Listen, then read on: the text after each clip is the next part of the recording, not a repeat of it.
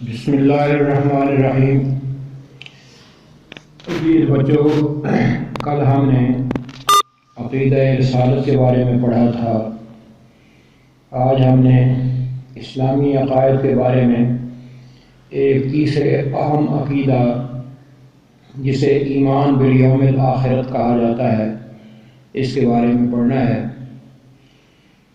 آپ نے عقائد اسلام کے سوال میں یہ بات پڑھی ہے اور لکھی ہے کہ اسلام کے جو 5 بنیادی عقیدے ہیں ان میں عقیدہ توحید، عقیدہ رسالت کے بعد تیسرا اہم ترین عقیدہ جو ہے وہ عقیدہ قیامت ہے۔ قرآن مجید میں اس کے لیے ایمان بالیوم الآخرت کا لفظ استعمال ہوا ہے، اور قرآن مجید کی صورتوں میں سے ایک پوری سورت کا نام بھی سورۃ القیامہ ہے۔ سب سے پہلے یہ سمجھنا ضروری ہے کہ آخرت کے لغوی معنی کیا ہے۔ لغت میں آخرت کے معنی ہیں بعد میں آنے والی چیز یا دور کی چیز۔ اس کی ضد دنیا ہے۔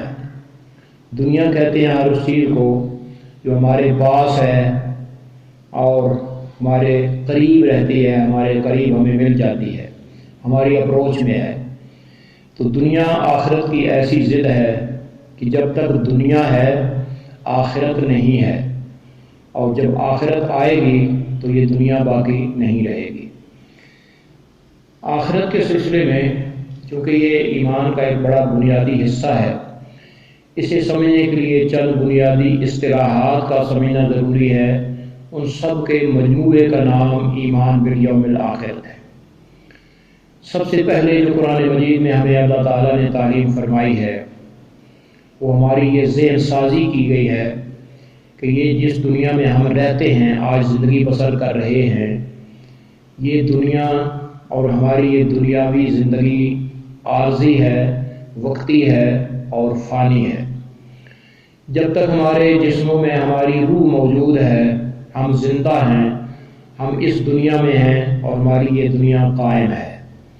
اور جب اللہ کے حکم سے اسرائیل علیہ السلام آ کر ہمارے جسموں سے روح نکال لے جائیں گے، موت طاری ہو جائے گی، تو ہمارا اس دنیا کے ساتھ تعلق جو ہے یہ ختم ہو جائے گا۔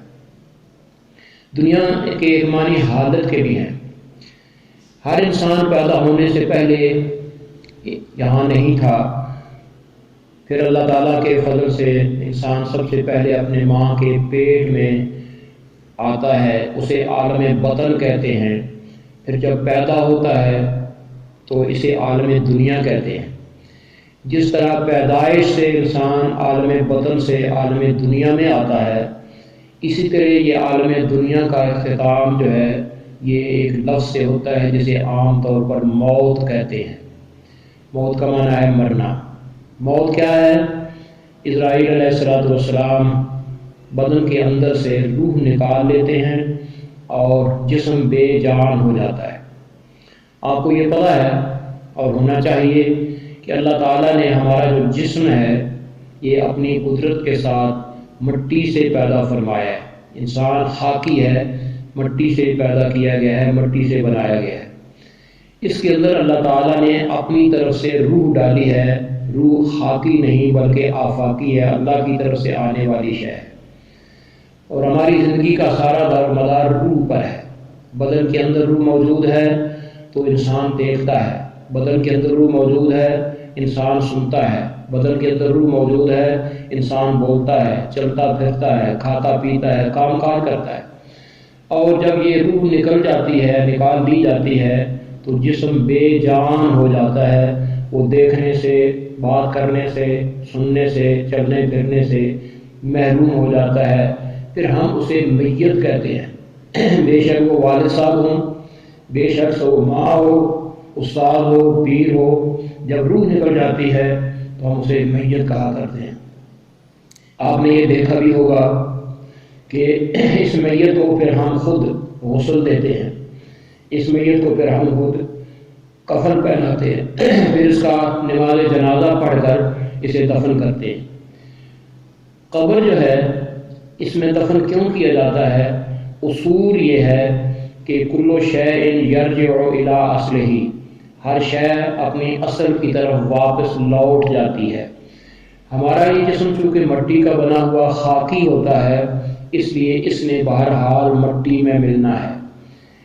اسلام نے انسانی عزت کو برقرار رکھنے کے لیے انسان کے جسم کو قبر میں دفن کرنے کی تعلیم دی ہے، تاکہ مرنے کے بعد اسے محفوظ رکھا جائے اور اس کی تعظیم کی جائے اور اس کی بے حرمتی نہ ہو۔ تو بہرحال پہلا عقیدہ یہ رکھنا ہے اپنے ایمان بالیوم الآخر میں۔ پہلی بنیاد یہ ہے کہ دنیا عارضی اور فانی ہے، اس کا اختتام موت پر ہونا ہے۔ موت نام ہے جسم سے روح کے نکال لیے جانے کا۔ اللہ تعالیٰ کا قانون ہے کل نفس ذائقۃ الموت، ہر شخص نے موت کا ذائقہ چکھنا ہے۔ اب انسان کا جسم چونکہ خاکی ہے، سے تو مرنے کے بعد دفن کر دیا جاتا ہے، روح چونکہ اللہ کی طرف سے آتی ہے تو اس نے بھی ادھر ہی لوٹ کر جانا ہے۔ تو جب اسرائیل علیہ السلام روح کو بدن سے نکالتے ہیں تو اللہ تعالیٰ نے فرشتوں کو مقرر کر رکھا ہے، وہ آ کر اسے قبول کر لیتے ہیں، وصول کر لیتے ہیں، اور ہر روح سے فرشتے آ کر سوال کرتے ہیں اس کے عقیدے کے بارے میں۔ پہلا سوال کرتے ہیں من ربوں کا، تیرا رب کون ہے؟ دوسرا ہے ما دینوں کا، تمہارا دین کیا ہے؟ تیسرا سوال کرتے ہیں من نبیوں کا، تمہارے نبی صلی اللہ علیہ وسلم کون ہے؟ اگر یہ نکلنے والی روح فرشتوں کے تینوں سوالوں کا درست جواب دے سکے کہ اللہ ربی، میرا رب اللہ ہے، الاسلام دینی، میرا دین اسلام ہے، محمد صلی اللہ علیہ وسلم نبی و رسولی، محمد صلی اللہ علیہ وسلم میرے نبی اور میرے رسول ہیں، تو یہ اس انٹرویو میں کامیاب ہو جاتی ہے۔ تو فرشتے اس روح کو علیین میں لے جاتے ہیں۔ علیین یوں سمجھے کہ یہ جنت تو نہیں ہے لیکن جنت کا ویٹنگ روم ہے، جب تک قیامت قائم نہیں ہوگی، اللہ حساب کتاب نہیں لے گا، یہ روح جو کامیاب ہے اسے علیین میں رکھا جائے گا۔ خدا نہ خواستہ کوئی روح ان تین سوالوں کا جواب نہ دے سکے، یا کافر کی روح ہو، مشرک کی روح ہو، تو اسے سجین میں لے جایا جاتا ہے۔ جس طرح علیین جنت کا ویٹنگ روم ہے، انتظار گاہ ہے، اسی طرح سجین جو ہے یہ جہنم کا ویٹنگ روم ہے، جہنم کی انتظار گاہ ہے۔ اب یہ جسم ہمیشہ مٹی کے اندر رہے گا اور روح یا علیین میں رہے گی یا سجین میں رہے گی۔ اس عالم کا نام ہے عالم برزخ۔ یہ جس دنیا میں رہ رہے ہیں یہ عالم دنیا ہے، اور مرنے کے بعد انسان کا بدن الگ ہو جاتا ہے، روح الگ ہو جاتی ہے، اسے عالم برزخ کہتے ہیں۔ بیٹے یہ برزخ جو ہے اس کے لغوی معنی پردے کے ہیں۔ آپ خود دیکھ سکتے ہیں، ہم قبرستان میں جائیں، اپنے عزیز ترین رشتہ داروں کی قبر کو ہم اوپر سے دیکھ سکتے ہیں، لیکن اس قبر کے اندر ان کی کیفیت کیا ہے، ان کی حالت کیا ہے، وہ پردے میں ہے، وہ ہم نہیں دیکھ سکتے، ہم نہیں جان سکتے۔ اسی طرح ہمیں علم نہیں ہے کہ ہمارے مرنے والے کی روح علیین میں ہے یا سجین میں ہے، خدا نہ خواستہ۔ تو یہ چونکہ بات پردے کے پیچھے ہے، اس لیے اس کا نام ہے عالم برزخ۔ قیامت کا یا ایمان بالیوم الآخرت کا عقیدہ سمجھنے کے لیے اہم ترین بات جو ہے اس کی، وہ ہے قیامت اور بعث بعد الموت۔ اللہ تعالیٰ نے جو نظام دنیا کا قائم کر رکھا ہے، جس طرح میں نے ابھی آپ کو سمجھایا، ہر شخص نے مرنا ہے، ہر شخص پر موت آنی ہے، اسی طرح یہ دنیا جو ہے، اس دنیا کا نظام بھی اللہ تعالیٰ نے ایک نہ ایک دن ختم کرنا ہے، اور وہ ایک لحظے میں ختم ہو جائے گا۔ اس لحظے کا نام ہے قیامت۔ فرشتوں میں سے ایک فرشتے ہیں جن کا مشہور نام اسرافیل علیہ السلام ہے، اور انہیں عام طور پر فرشتہ قیامت کہا جاتا ہے۔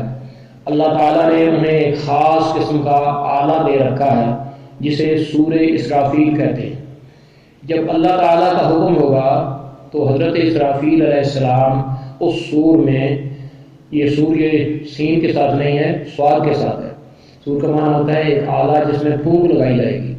جب اسرافیل علیہ السلام اللہ کے حکم سے سور اسرافیل میں پھونک لگائیں گے تو اس پھونک سے قیامت برپا ہو جائے گی۔ اور قیامت برپا کیسے ہوگی؟ ایک دہشتناک آواز آئی ہے جس سے یہ کائنات کا موجودہ سارا نظام ترہم برہم ہو جائے گا، زمین نہیں رہے گی، آسمان نہیں رہے گے، پہاڑ ختم ہو جائیں گے، سب کچھ مٹ جائے گا۔ قرآن مجید کے 30ویں پارے میں ایک سورت ہے جس کا نام ہے القارعہ۔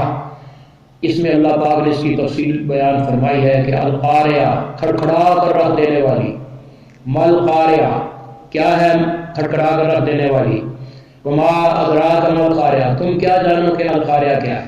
اب آگے اللہ پاک نے خود سمجھایا، یوم یکون الناس کالفراش المبثوث وتکون الجبال کالعہن المنفوش۔ یہ ایک دن ہوگا، یہ پہاڑ جنہیں آپ دیکھتے ہیں کہ بڑے اونچے ہیں، بلند و بالا ہیں، بڑا طویل سلسلہ ہے، بڑے مضبوط ہوتے ہیں، لیکن ان پہاڑوں کے بارے میں اللہ فرماتے ہیں جب قیامت کا رسول اسرافیل پھونکا جائے گا تو تکون الجبال کالعہن المنفوش، یہ یوں فضا میں اڑیں گے جس طرح انسان روئی کو نہیں بلکہ اون کو دھلتا ہے، اور اون کو دھلنے کے بعد اس کے مختلف رنگ کے جو ذرات ہیں وہ فضا میں بکھرتے ہیں، پہاڑ یوں فضا میں بکھر جائیں گے۔ قیامت برپا ہونے کا مطلب یہ ہے کچھ نہیں رہے گا، نہ زمین رہے گی، نہ آسمان، نہ چاند، نہ سورج، نہ ستارے، اور نہ یہ پہاڑ، کچھ بھی باقی نہیں رہے گا۔ اسے کہتے ہیں قیامت برپا ہو جانا۔ پھر اللہ تعالیٰ تھوڑی دیر کے بعد، جو اللہ ہی جانتا ہے وہ کتنا وقت ہوگا، اسرافیل علیہ السلام کو حکم دیں گے اب اس سور میں دوسری دفعہ پھونک لگاؤ۔ تو جب دوسری دفعہ اسرافیل علیہ السلام پھونکیں گے تو ہر چیز نئے سرے سے بن جائے گی، نیا آسمان بن جائے گا، نئی زمین بن جائے گی، اور اسی طرح زمین نئے سرے سے سج دھج جائے گی۔ تو اس کا نام ہے سورہ اسرافیل کی دوسری پھونک کے بعد بعث۔ بعث کا معنی دوبارہ اٹھ جانا، دوبارہ زندہ ہو جانا۔ جتنے بھی مرنے والے پہلے دن سے جو فوت ہوا انسان، اس سے لے کر قیامت تک موت سے دوچار ہونے والے، وفات پانے والے، زمین کے اندر دفن ہونے والے یا بغیر دفن کے زمین کا حصہ بننے والے، ان تمام انسانوں کو اللہ پاک نئے سرے سے ان کے جسم بنائے گا، اور ان کی روحیں سجین میں ہیں تو علیین میں ہیں تو ان کے بدنوں میں ڈالی جائے گی، اور ساری روح جب بدنوں میں ڈالی جائے گی تو سارے اٹھ کھڑے ہوں گے۔ اس کا نام ہے بعث بعد الموت، مرنے کے بعد جی اٹھنا۔ آپ کو میں نے ایمان مفصل میں یہ بات پڑھائی تھی کہ ایمان مفصل میں جن عقائد کا ذکر ہے ان عقائد میں ایک ذکر ہے والبعث بعد الموت۔ ہمارا اس بات پر ایمان ہے کہ مرنے کے بعد ہمیں اٹھایا جانا ہے۔ بیٹے یہ بات یاد رکھیں کہ یہ بعث بعد الموت کا عقیدہ اتنا مشکل عقیدہ ہے کہ ہر زمانے کے کافروں نے اور مشرکوں نے اس عقیدے کو جو ہے نہیں مانا اور انکار کیا، اور انہیں ہمیشہ یہ شبہ رہا کہ مرنے کے بعد جب ہمارے جسم خاک ہو جائیں گے، ہڈیاں ریزہ ریزہ ہو جائیں گی، مٹ جائیں گے، کچھ نہیں رہے گا، تو ہمیں دوبارہ کیسے زندہ کیا جائے گا۔ اس کے بارے میں قرآن مجید میں ایک عجیب بات ارشاد فرمائی گئی ہے سورہ یاسین میں کہ نبی اکرم صلی اللہ علیہ وسلم صحابہ کرام کے درمیان تشریف فرما ہے، تو ایک مشرک جنگل سے کسی مرے ہوئے اونٹ کی پرانی وہ سیدھا گلی سڑی ہڈی یہ اٹھا کر لے آیا، اور اس نے نبی علیہ الصلوۃ والسلام کے سامنے وہ ہڈی دکھائی اور کہا کہ محمد صلی اللہ علیہ وسلم آپ کہتے ہیں کہ مرنے کے بعد دوبارہ زندہ ہوں گے، اللہ دوبارہ زندہ کرے گا، آپ مجھے یہ بتائیں کہ میں یحیی العظام وہی رمیم، یہ ہڈی اتنی بوسیدہ ہو گئی ہے، ریزہ ریزہ ہو گئی ہے، ذرہ ذرہ ہو گئی ہے، اس ہڈی کو کون دوبارہ زندہ کرے گا؟ زبان سے اس نے یہ کہا میں یحیی العظام وہی رمیم، اور ہاتھ سے اس نے اس ہڈی کو جھٹکا دیا، وہ ذرہ ذرہ ہو کر گر پڑی، وہ بڑا قہقہ لگا کر ہنسا، اور اس نے طنز آمیز لہجے میں حضور سے کہا میں یحیی العظام وہی رمیم، اس ہڈی کو اتنی بوسیدگی کے بعد کون اٹھائے گا؟ تو اللہ پاک نے اسی وقت نبی علیہ السلام پر وحی فرمائی تھی اور ارشاد فرمایا تھا کہ کل اے میرے پیغمبر صلی اللہ علیہ وسلم انہیں کہیے اسے دوبارہ وہی پیدا کرے گا جس نے اسے پیدا کیا تھا۔ میں یحیی العظام وہی رمیم قل یحییھا الذی انشأھا اول مرہ، میرے پیغمبر اسے جواب دیجئے وہی اسے دوبارہ پیدا کرے گا جس نے اسے پہلے پیدا کیا تھا۔ آپ ذرا چشم تصور سے سوچیں، اللہ تعالیٰ ماں کے پیٹ میں انسان کی جو تخلیق فرماتے ہیں وہ پانی کا ایک قطرہ ہوتا ہے۔ اللہ نے فرمایا جو اللہ پانی کے قطرے کو ہڈیوں کا ڈھانچہ بنا کر جسم بنانے پر قادر ہے، اس میں روح ڈال کر اسے پیدا کرنے پر قادر ہے، تو اللہ پاک جو پانی کے قطرے سے ہڈیاں بنا سکتا ہے، نئے جسم بنا سکتا ہے، وہ اللہ اس بات پر بھی قادر ہے کہ انہی ہڈیوں کے ریزہ ریزہ ذروں کو جوڑ کر دوبارہ نئے سرے سے انہیں پیدا فرما دے۔ بہرحال مشرکین نے کافی اعتراضات کیے، اللہ پاک نے اس کا یہی جواب دیا کہ اللہ کے لیے، تمہارے لیے یہ بات مشکل ہے، تمہیں سمجھ نہیں آتی، تمہارا دماغ یہ کام نہیں کرتا، لیکن اللہ کے لیے یہ بات کوئی مشکل نہیں ہے۔ اللہ نے اپنے قدرت کا ایک جگہ اظہار فرمایا ہے کہ اذا اراد شیئا ان یقول له کن فیکون۔ اللہ جب کسی کام کے کرنے کا ارادہ فرما لیتے ہیں تو اللہ کو صرف کن کہنے کی دیر ہوتی ہے، ہونے میں دیر نہیں ہوتی۔ تو یہ بات ذہن میں رکھیے، بعث بعد الموت کا عقیدہ بہت اہم ہے۔ آپ کی کتاب میں یہ صفحہ نمبر 33 پر یہ عنوان دیا ہوا ہے کہ مشرکین مکہ جو ہیں ان کے شبہات ہیں اور ان کے قرآنی جوابات ہیں۔ تو میں نے ایک جواب آپ کے سامنے تفصیل سے بیان کر دیا ہے۔ اللہ تعالیٰ کے ان جوابات کا سب کا خلاصہ یہ ہے کہ اللہ تعالیٰ خالق ہی نہیں قادر ہے، بلکہ علی کل شیء قدیر ہے، لہذا دوبارہ پیدا کرنے پر اللہ کو بڑی قدرت حاصل ہے۔ ایک لمحے کے لیے کن ہوگا تو سب کچھ پیدا ہو جائے گا۔ سورہ اسرافیل کی دوسری پھونک سے بعث بعد الموت کا مرحلہ آ جائے گا۔ اس کے بعد بیٹے تیسری چیز ایمان بالیوم الآخرت میں جو سمجھنی ہے، جب سارے مرنے والے بعث بعد الموت کے بعد اٹھ کھڑے ہوں گے تو سب کو ایک میدان میں لے جایا جائے گا۔ اس میدان کو کہتے ہیں میدان حشر، اور حدیث میں آتا ہے کہ یہ میدان حشر اس دن وہاں ہوگا جہاں آج عرفات کا میدان ہے، جہاں عید الاضحیٰ کے موقع پر، حج کے موقع پر حاجی میدان عرفات میں جمع ہوتے ہیں، یہی وہ میدان ہوگا جسے میدان حشر کہتے ہیں۔ حشر کا معنی ہوتا ہے اکٹھا ہونا، جمع ہونا، سارے مرنے والوں کو پہلے سے آخری تک سب کو یہاں جمع کیا جائے گا، اکٹھا کیا جائے گا، جہاں اللہ تعالیٰ اپنی شان کے مطابق اپنے تخت پر، عرش پر جلوہ افروز ہوگا، اور یہاں اللہ تعالیٰ کی عدالت لگے گی۔ یہاں تو ہم کہتے ہیں ایک کورٹ ہوتی ہے، ہائی کورٹ ہوتی ہے، پھر سپریم کورٹ ہوتی ہے۔ یہ جو اللہ کی عدالت ہے یہ سب سے سپریم کورٹ ہوگی، سب سے بڑی عدالت، کہ جس کا چیف جسٹس جو ہے خود اللہ تعالیٰ ہوگا، جس کے صفاتی ناموں میں ایک نام العدل ہے۔ اب وہاں عدل ہوگا، انصاف ہوگا۔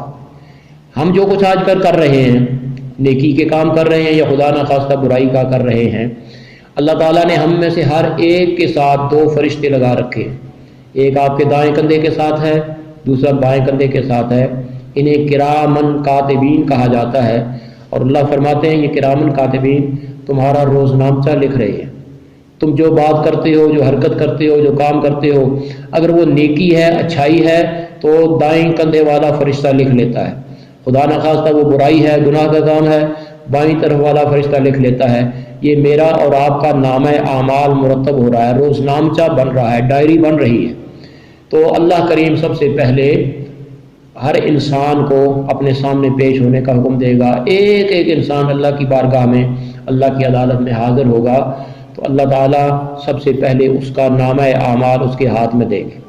یعنی ہمارا جو نیکیوں کا نامہ اعمال ہے ہمارے دائیں ہاتھ میں دیا جائے گا، برائیوں کا نامہ اعمال خدا نخواستہ وہ ہمارے بائیں ہاتھ میں دیا جائے گا۔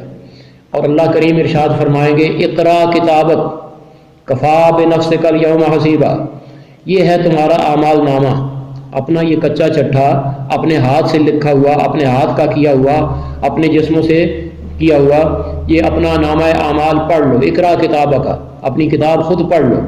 کفا بنفسک الیوم حسیبا، کسی دوسرے کو تمہارا محاسبہ کرنے کی ضرورت نہیں، یہ پڑھ کر اپنا حساب خود کر لو کہ تم کیا کرتے رہے اور تمہیں کیا کرنا چاہیے تھا۔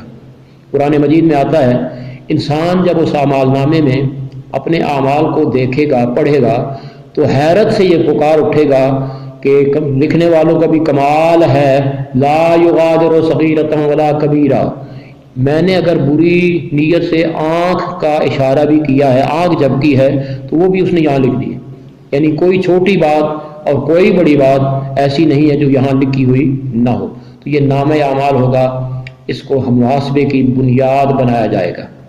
اگر کوئی انسان اللہ کی بارگاہ میں اپنے اس اعمال نامے کی کسی لکھی ہوئی بات کا انکار کرے گا کہ یہ تو میں نے نہیں کیا، یہ پتہ نہیں کیوں لکھ دیا، تو اللہ پاک فرماتے ہیں پھر میں نے دوسرا گواہ بھی تیار کر رکھا ہے۔ سورہ یاسین میں آتا ہے کہ الیوم نختم علی افواہہم وتکلمنا ایدیہم وتشہد ارجلہم بما کانوا یکسبون۔ جو شخص نامہ اعمال پر اعتراض کرے گا میں اس کا ہونٹ سیل کر دوں گا، یعنی آج کل وہ کہتے ہیں بولتی بند کر دوں گا، وہ کلام نہیں کر سکے گا، اور جب اسے کلام سے بند کر دیا جائے گا تو تکلمنا ایدیہم، میں ہاتھوں سے پوچھوں گا بتاؤ یہ اس نے کام کیا تھا کوئی نہیں کیا تھا، ارجلہم، پاؤں سے پوچھوں گا یہ چل کر وہاں گیا تھا یا نہیں، تو ہمارے ہاتھ اور پاؤں بھی ہمارے اعمال کے حق میں یا خلاف گواہی دیں گے۔ تو اس طرح اللہ پاک ہم پر حجت تمام کر دے گا، اسے عدل کہتے ہیں، یہ انصاف ہے۔